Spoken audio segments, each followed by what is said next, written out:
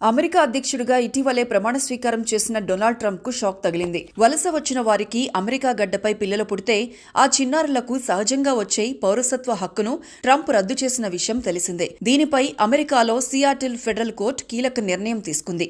ఆ రద్దు ఆదేశాలను న్యాయమూర్తి అడ్డుకున్నారు. ఆ ఆదేశాలను తాత్కాలికంగా నిలిపివేశారు. ట్రంప్ నిర్ణయం రాజ్యాంగ విరుద్ధమని పేర్కొన్నారు.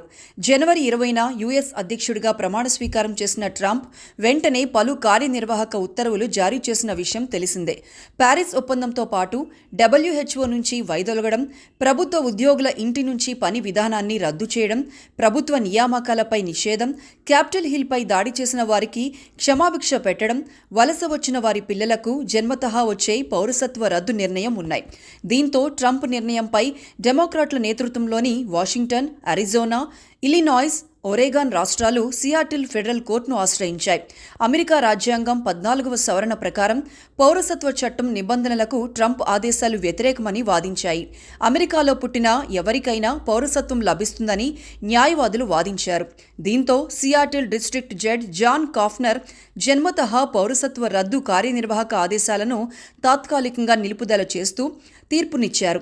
ఇక పౌరసత్వ రద్దుకు సంబంధించి ఇప్పటికే 22 రాష్ట్రాలు, పలు పౌర సంఘాలు కోర్టుల్లో పలు దావాలు వేశాయి.